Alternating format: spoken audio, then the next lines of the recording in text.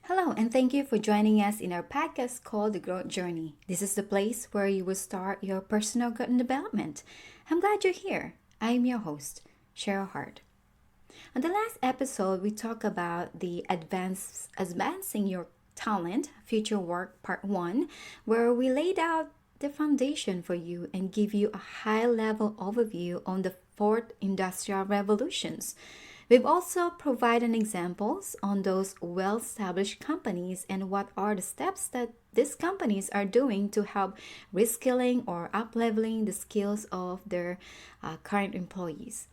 So we have also talked about what are the demand jobs related specific and technology, such as software developers or apps, database administrators or computer system engineers, computer systems architects, computer and information research analysis. And also add one more caveat there that cybersecurity, anything about around cybersecurity, that will be in demand as well for many years to come because, whatever we put out there, we need to protect, right? Especially the privacy and the consumer information and also in a patient's information if you are in a healthcare industry. So what if you consider yourself a not a tech savvy person, right?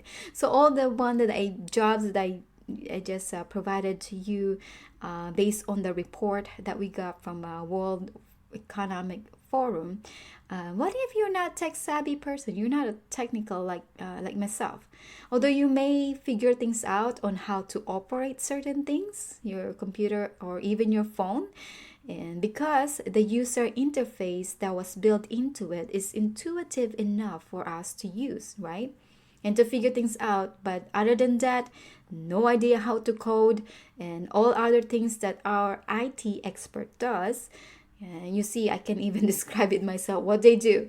But I know how the coding and all that stuff. So I am with you on this. I am with you. I'm not a tech savvy person. So today we are now focusing on you, on how to advance your talent for your future work. And this is the part 2. And this is where if you are not a tech savvy, you can still take advantage on the digital transformation. And I will share some of the examples here. Okay. So before we go on to this topic, let's talk about where we can find the artificial intelligence or AI that we call. So you probably aware of this already, but I just want to point it out where it is right now that you can visibly see them or experience them, right? So number 1 is Facebook. Facebook uses AI for targeted advertising. So they know when you scroll something out, when you search something, and boom, voila, it goes in your news feed that advertise to you, hey, you might like this one or might like that one, right? So that's one. AI is built into it for targeted advertising. Photo tagging. Who wants to tag your photos, that you probably tagged before, and some friends in your list, things like that. And curate news feeds, okay? And for Microsoft and Apple, they use AI to power their digital assistants. So for Microsoft, they have Cortana, and for Apple, they have Siri, right? And a Google search engine from the beginning, I think it was back in the 90s, they started off doing that, and they are depending on the AI to search on something, right? And Amazon also uses digital assistants called Alexa. So with the advancement of technology and many applications or app that is available today, it also have opened up many different types of opportunities in which what we now call the gig economy, GIG, gig economy. So gig economy means a short-term contract or freelance work as opposed to a permanent jobs. So this is not new, okay? Gig economy is not new in a way that many of us have worked at least 2 to 3 jobs in our lifetime, right? To help supplement our income. Today is widely known, and many more people will be able to participate in the gig economy. So for example of that is in transportation. So for example, like myself, and to those of you who travel for work and whatnot, every time I traveled, I use either Uber or Lyft to get me to give me a ride from point A to point B.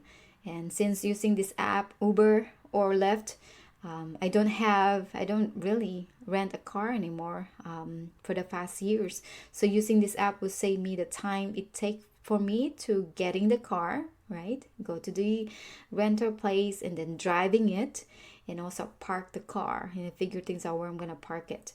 I may still use a taxi or cab if Uber or Lyft is not available, because in some areas, especially in other countries, they're not there yet. So I have to find a cab or taxi. Those are available to them. So that's the only time I use it. But more than likely, I use Uber or Lyft. Now, that's for transportation. Now let's move on to the food and groceries. All of this in Walmart. I think Amazon too. They have this um, delivery options where you can select all of your groceries and they can just deliver it in your doorstep. Another one is for food. They deliver also. You're ordering your meal pretty much for the whole week, or they plan it for you for the whole week, and includes all the ingredients already all measured up and ready to go, and they give you the recipe and you just follow instructions on that recipes, and they even give you all of these ingredients that you need and just combine them all, and voila, you have a food on the table. And even they pair it with wine, so to those of us who like wines, they also provide that to you. So the two app that I also uses for this food delivery or planning out the food for you are the Blue Apron and Home Chef. So I think I use more often Home Chef. So all you have to do is go to the app, go to the website, and select the number of serving and the delivery date, and that's it. And also you can select the meal, which one that you like, and yeah, it will measure it for you, deliver it for you, and you do not need to go to the grocery store. All you have to do is to put them all together and cook it, and done. So that's very convenient for those people who are busy, right? So if you are the type of person who do not like cooking, I think that's a good, but you still have a taste for home cook. It's not like you do not like cooking. It's just a matter of how to cook. Sometimes I'm like that too. So yeah, those are the two apps that I recommend to check it out: Blue Apron or Home Chef. Home Chef is more that I use often. So in this example, there are a couple opportunities that I can see. Okay, so with this example, two opportunities that I can see, and one of them is if you are a technical person or you like to code, you are in a field of developers, you can develop an app, become an app developer for this entrepreneur or small business, or people who are just starting out a business. It's a great field or a business for you to get to. So there's so many people who have had great ideas and who would like to establish their own business, so they can participate in this gig economy. So you can help them to create and build it for them. So that's thing about being developer or programmer. You also need to know how to the user interface of it and everything. So all you have to do is to talk to the business who would like to establish a business, who would like to create an app, what they wanted to build, and you can create it for them, right? So that's the first one. The second one is if you do not want to be in a business or do not have any funding to create an app, there are so many part-time jobs that you can do today, such as you all know, driving an Uber or Lyft is one of them, and delivering groceries or food, or picking up a fast food delivered to you to the customer's doorstep. Even help clean someone else's house. You can do that. Even the tasks that they do not want to do, such as carpeting, painting your house. All of that, you can participate on that, and gig economy is a part-time job. So the beauty about it is you control your time. You will decide when you want to take on next customer or have a break. If you've been working so hard, you can have a break or whatnot. If you want to do more overtime because you want to earn more money, right? So your time, you control your time, which is a great, it's very inconvenient for you to participate in that in a gig economy. So everything make it easy now, isn't it? So you see, the technology will give us the convenience to help us save time sometime that perhaps will take us hours to do it. So the convenience and experience of it is what people attracted to. You pay for the convenience of it to save time. So if you recall our previous episode when I say that everyone has 24 hours in a day, I think it was the episode about prioritize your life, not just your time or something like that. I did mention there that everyone has 24 hours in a day, but how you spent it, it's up to you. You cannot buy time, you cannot bring back the time, you cannot make up time. What you have is 24 hours. So this is why people pay for convenience and the easy to use that even your toddler can even figure it out, right? And it sounds so scary when your toddlers can push buttons and ordering something in Amazon and you have to pay for it, unfortunately. But people pay for convenience and the experience of it. So if you think about it, all of this was not existed. All of these are not existed or available to us 20 years ago, or even some of them are 10 years ago even. So think about the progress that we have made and the technologies that are available right now that keep advancing each year and many more to come. So the younger generations today who were born mid probably late 20s up to this today, they did not have that experience that we have had before, where we are lacking convenience, the convenience of it or the experience of it when we were growing up. We always feel like we always doing the really hard work, and I think we spend more time with some task that now conveniently you can do it in just one click. So it's amazing how we progress as in 20 years and 10 years, and many more to come, right? So for the younger generation today, when you talk about the fax machine, people saying, what is that? What's fax machine? Even the telephone that you have to, ring it like with the holes in the around it, you have to select the numbers and going back and forth is amazing. And even payphones, so who else is using payphone nowadays, right? So those are our newer, our younger generation are now calling it ancient. It's really heartbreaking when they call it ancient. So we are truly the legendary dinosaurs. Think about it, the legendary dinosaurs version of today's world. It's hard to believe. Wow, that's new to me. So that's a new vocabulary for me. The legendary dinosaurs in today's digital world. Wow, well, watch out. We're coming. But anyway, so now let's move on to how you truly advancing your talent for future work. So you recall in part 1 we discussed about the declining jobs, and now we will focus on the rise and what will be increasing in 2020 and beyond, 2022 and beyond. So I will focus more on this topic in a part 2. I will focus more in the human skills. Okay, why is that? It is because you already have this talent within you.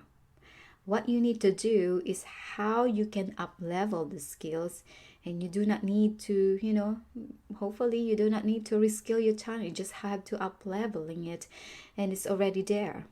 You just need to become aware of it and what you have to do in order to do it, and also to finding what your strengths are. Your talents and skills will really play a big role in this, and self-awareness will still play a big role, okay, on this up leveling or advancing your talent. Okay, so we can list many human skills, but I will focus on 3 things that I think is very important. Okay, so the 3 things that human skills are important, also mentioned in that the report towards reskilling revolution from the World forum that I shared to you in part 1. These are in the list there, so that's why I picked those 3 as well. So the 3 things that I think is important for human skills are Number one is creativity. Okay, write it down. Creativity. Number two is leadership skills. Okay, and number three is emotional intelligence. Okay, so I will go through this three of them and explain, and I will provide examples for you. Okay, so you're probably asking why we will focus on these three things. It is because only human can do these three things. You cannot code it, you cannot program it, you cannot automate it, you cannot mass produce it. Only human being can do this stuff. Okay, sounds good? All right, so let's get started. So the first one is the first step is creativity. So what is creativity? In a very simple definition, it's the ability to make new things or think of new ideas. So thousands of years ago, from the era of Stone Age through ancient civilizations, when humans start to build and to create buildings such as architecture, building like the pyramids that you see in Egypt.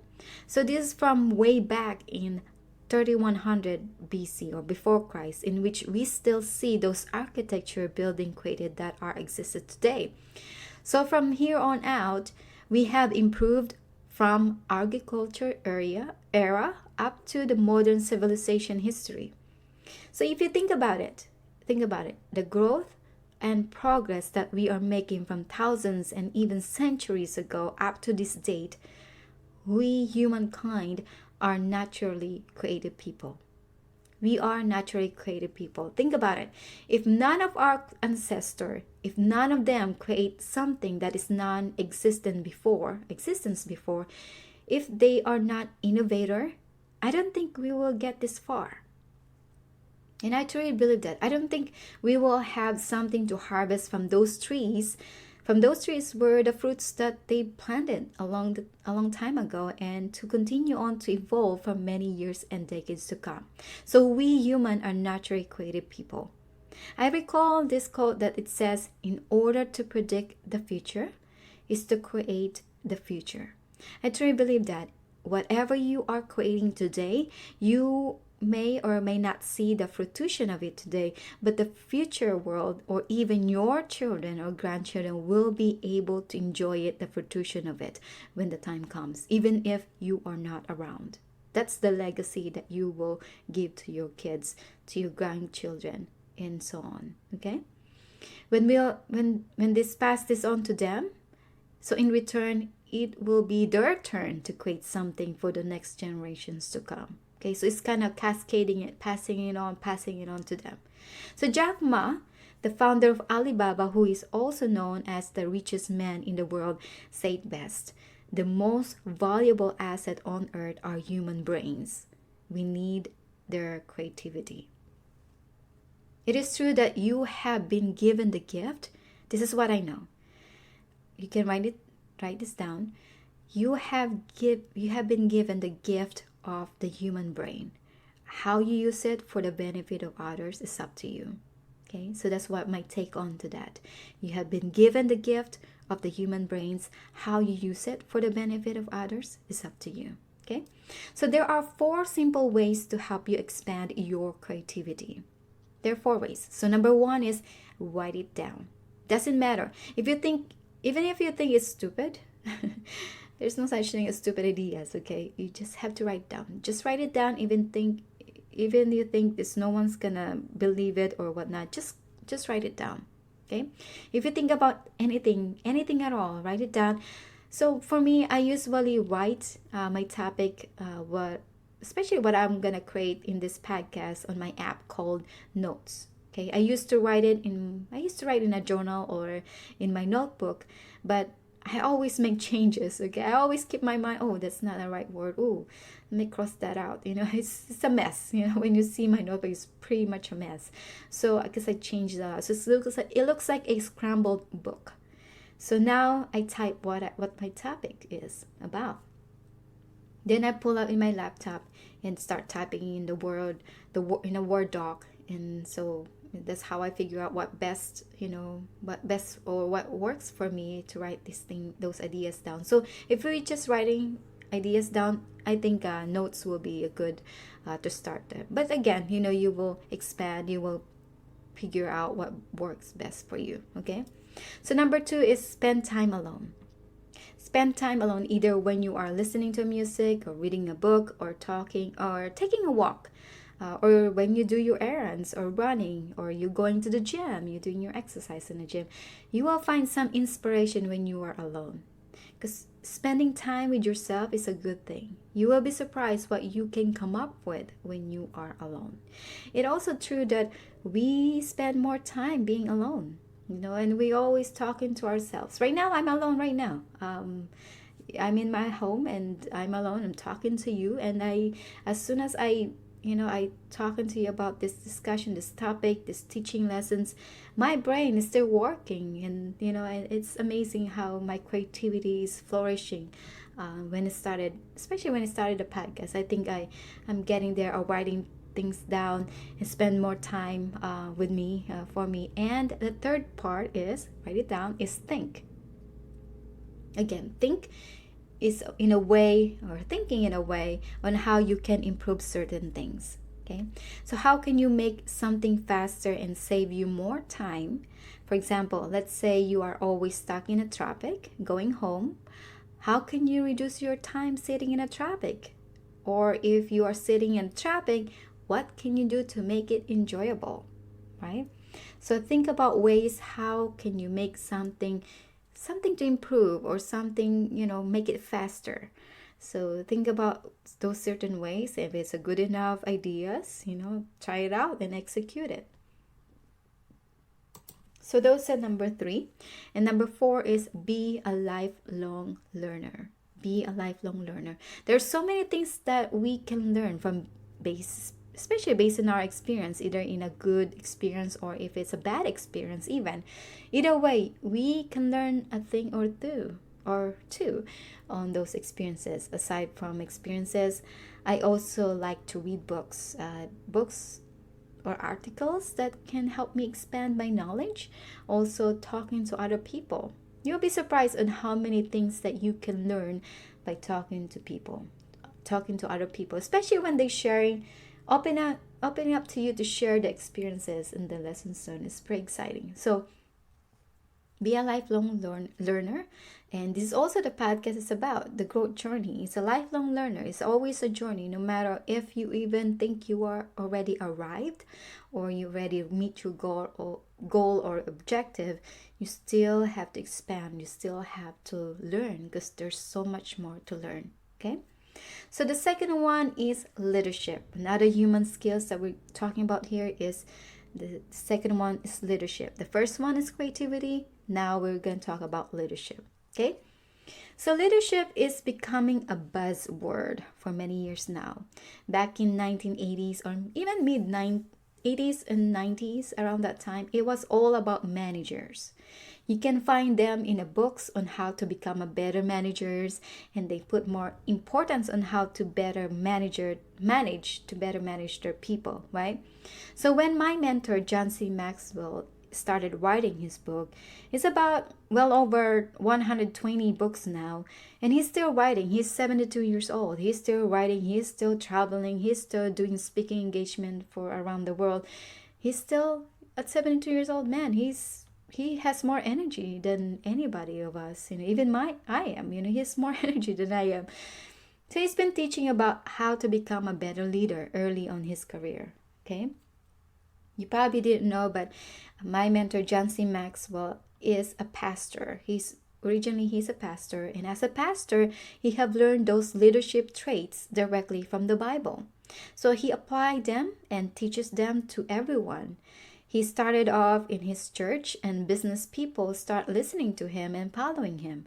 And this is where the starts of him teaching and training on leadership in business. Big corporation expanded to leaders, government entities, and organizations from around the world and other countries. So now, in today, our John Maxwell team was formed in year 2010, led by Paul Martinelli. We are now around probably 25,000 up to this date. 25,000 coaches, trainers, and speakers teaching about personal growth and leadership's development and representing 100 plus countries around the world. And all began with one person who has a vision, mission, and purpose to make it happen. Okay? That's leadership. And I have learned from my mentor John that leadership starts within you. It is not about the position or title. You have to truly lead yourself first before you can lead others. How can you lead others when you do not know where to lead them, right? It's like leading the blind. Leading yourself alone is already a full-time job, trust me. Let alone bringing someone else's with you. You have to do it first and take the initiative. So you see, leadership skills cannot be automated. It cannot be replicated. It cannot create another good leader using technology. When you run a business or leading a team, you need someone who has a leadership skills. This is so important because this technology cannot run by itself, by the business on its own.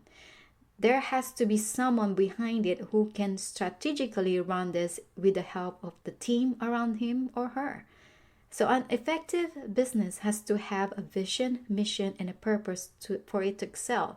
This is what we call the true north. Okay? It is the compass that what we call is a compass of the company, the business, and its people. It is also a true test when the business is not going well and they have to go back and what the company understand on what the company stands for and what its meaning. What is the vision? What is the mission and the purpose of the company? So without those three things, the business will not succeed. So leaders and his or her people will create it, build it, and more importantly, execute it, right? So leadership is about influence. As I mentioned earlier, leadership is not about position, not about the title. It is about influence. So meaning, who do you influence with? So are you a parent? Let me ask you this. Are you a parent? Are you a single mom or a single dad? Do you have brothers or sisters? Do you have friends? Are you an aunt or an uncle? If any of this you say yes to, and that's who you influence with. Those are the people that you surrounded, that you influenced, then you are a leader, especially if you're a parent or a single mom or dad. If you're a parent, you're automatically a leader. Leadership is not about a position or title, right? And it's about who you influence with. This is why you have to work harder on yourself to become better leader for those around you that you have an influence with. You can lead them for betterment of their lives. Spend a lot of time on your own growth and investing in your own growth. Why? Because when you become better, only then those around you will become better. It all starts from you first. Okay? Good. So start honing your leadership skills. Start from you. So the third one is emotional intelligence. So we call it EQ. Emotional intelligence is also known as EQ. First, let's define what emotional intelligence means. It means that it is the capacity of individuals to recognize their own and other people's emotions and to understand powerful effect of these emotions and to use that information to guide thinking and behavior. So some also refer the emotional intelligence as your intuition. So we as human, we have this gut feeling or intuition that we call within us. So we can sense if someone is upset, right? Even if they don't say it, we can sense something or something in trouble or things like that. So a few years ago, I have read the book called The Emotional Intelligence 2.0, written by Travis Bradbury and Jean Greaves. It is a small book. It is a very small book. You can read it. You can easily read it probably within a day or two. It's really good one. A quick read for you. So I highly recommend that you read it if you wanted to learn more about emotional intelligence 2.0. Okay? So it says in that book, it says there that your EQ or emotional intelligence is the foundation for a host of critical skills. It impacts most everything you say and do each day. So EQ is so critical to success that it accounts for 58%. Listen to this. 58% of performance in all types of jobs. In this book, it talks about the 4 skills that together make up emotional intelligence. So within these 4 skills, it splits into 2 parts. Okay, the first part is personal competence, and the second part is social competence. So there are 2 types of personal competence, and it is self-awareness, which is number 1, and number 2 is self-management.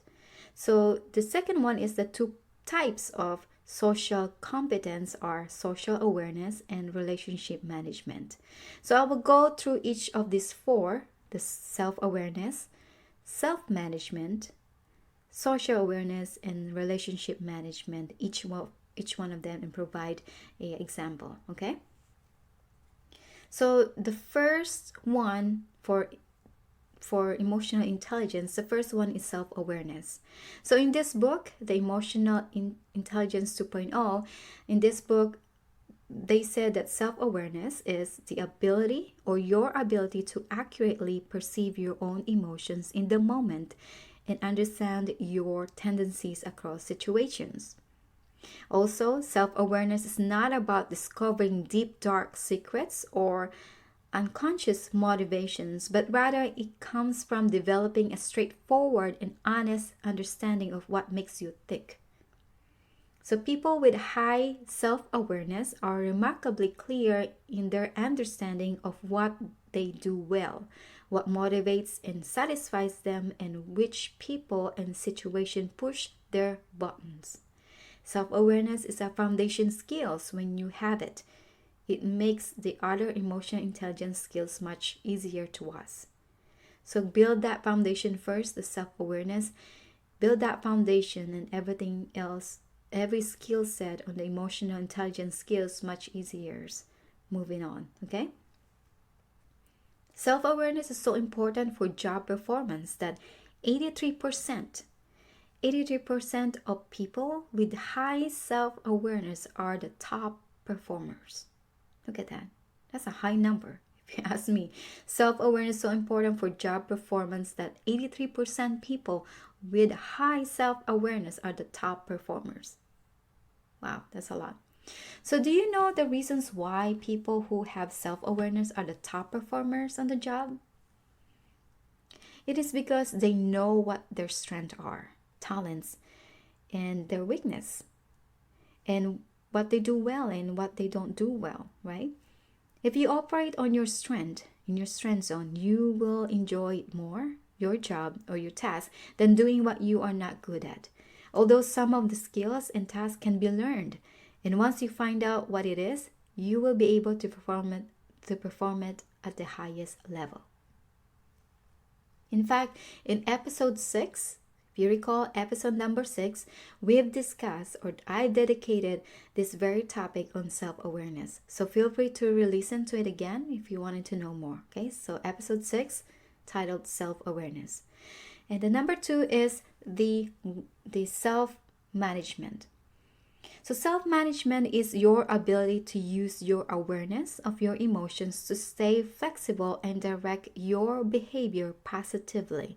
It will be revealed by your ability to tolerate the uncertainty as you explore your emotions and options.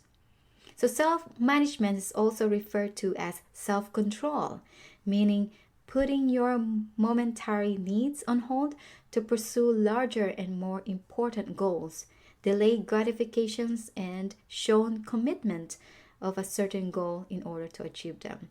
That's the self-management, self-control. If you want to write it down, self-management, self-control, you have to have those delayed gratifications to commit or and commitment. Put on commitment for your certain goals, bigger roles. Okay. So the third one is social awareness. Social awareness is your ability to accurately pick up on emotions in other people and understand what is really going on with them. This often means perceiving what other people are thinking and feeling, even if you do not feel the same way. So, social awareness also ensures you stay focused and absorb critical information. Listening and observing are the most important elements of social awareness. I also would like to add on this social awareness is the word empathy. Okay, empathy. Those are, I think, the number one. Yeah, the empathy aspect of it is also built up in emotion intelligence. Okay. So let me explain why. Empathy, especially if you have a direct reports, if you are a leader, or if you are leading a team, right? As soon as the empathetic leader who walks into the room, he or she can sense right away if the people he or she leads a happy team or unsure team or a person, or even if not so well, if he's not the meeting is not going well. Okay. So it is a great skills to have in any organization to have a leader who shows empathy, especially when the time of crisis, not just in a company's crisis, okay, but also for employee itself who are going through some tough times. You need empathy. You need those for leaders, especially when they have a people who are struggling, who are going to some tough times, personal life tough times, that they're going through. That's empathy has to kick in for a leader. So this really reminds me of the quote that says, people can hear your words, but they can feel your attitude. Okay? What it means is attitude towards them. So empathy is also creative with this. We can put that into social awareness as well. Okay, so the fourth one and the last one for building this emotional intelligence is relationship management. So relationship management is your ability to use your awareness of your own emotions and those of others to manage interactions successfully. It is the bond, it's a bond between you and other people over time. So the weaker the connection you have with someone, the harder it is to get your point across. If you want people to listen to you, you have to practice relationship management with them. It also called that I said, it's also been said that conflict at work tend to fester when people passively avoid problems because people lack the skills needed to initiate a direct yet constructive conversation. Constructive criticism that we always talk, sometimes it's hard for them to do that, to apply that. So conflict at work tend to explode when people don't manage their anger or frustration and choose to take it out on other people. Okay, so relationship matters to those in a workplace. So relationship with people is very important to help solve this situation. So part of building the relationship is to first connect with them. I'm all about connections in a way that they feel understood. As I have mentioned in my previous podcast, to learn how to connect, not just to communicate, right? So this is it. This is the end of it, of this. So let me explore more about the relationship management. You have to be really tactful sometimes when you communicate to them. So it's very important you spend more time in a relationship, how to connect with them. Get to know them first, right? Really get to know your team, get to know your people, because that's important to them, right? People can hear your words, but they can feel your attitude toward them. Okay? So this is it. So these are the end of the episodes, Advancing Your Talent Future Work for part 1 and part 2. And I know we have covered so many great information here, starting from part 1 and now part 2. So my hope is that you have learned something in these 2 episodes, and that I hope it will give you something to think about on how to plan out your future career or to help you up level your current skills for the advancement of your profession in a workplace. Okay? So, with all of this technology available today in our digital world, we still have a lot to do. We're not there yet. We're not quite there yet in a futuristic world. We still have a long way to go. But in order to create something that is not yet existed or non-existent yet, you need to practice that creative thinking. This is so much There's so much more power and creativity that sometimes we undervalue of its worth. And all of this existed within us if we just listen to it carefully and applying it. Okay, we just need to practice it and become aware of it that it's there. So again, in order to create something that is not yet existed, we need to practice creative thinking. There's so much power in a creativity that sometimes we undervalue of its worth, and all of this are existed within us. Good. So in closing, if this is your first time tuning in our podcast, I thank you and welcome you to our growth journey. You're tuning in because you're perhaps looking for something that will help you to grow, and you just don't know where to start. So I'm glad you're here, that you are joining us here today, and hopefully you have learned some lessons about the advancing of your talent in a future work. So I'm really glad you're here. And if it's something that help you in some ways, inspire you or give you courage, please share this podcast to anyone you know, either your friends, family, colleagues, or neighbor, or people you just met. Feel free to share it to them, and I'm sure they too would like to learn something in this podcast that we have. Okay. Also, if you are interested to start investing in your own personal growth, take this complimentary podcast episode to the next level and help you to become more and to be more.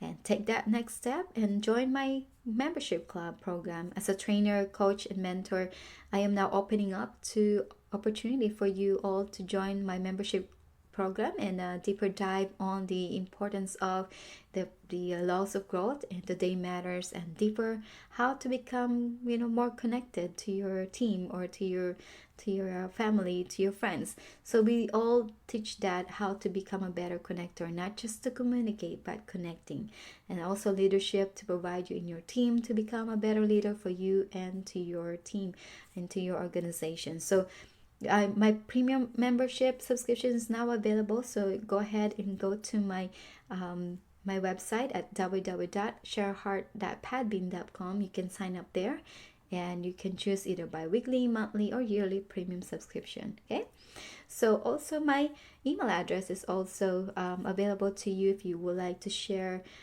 some topic that you would like to hear the next episode. Feel free to share those information with me. My email address is share@sherylhart.com, and also I know I have not done my my official website, sherylhart.com. So I am now working on it. So stay tuned. I will put more information in my website, in my business website. So again, my website is sherylhart.com. So feel free to check it out, sign up and get to my email list. And as soon as I'm working on some projects that I will share it with you in a future episode. So for now, get into my email list, and as soon as available, I'll let you know. So with that, and I always remember, if you don't invest in your own personal growth, no one will. Take care and be well.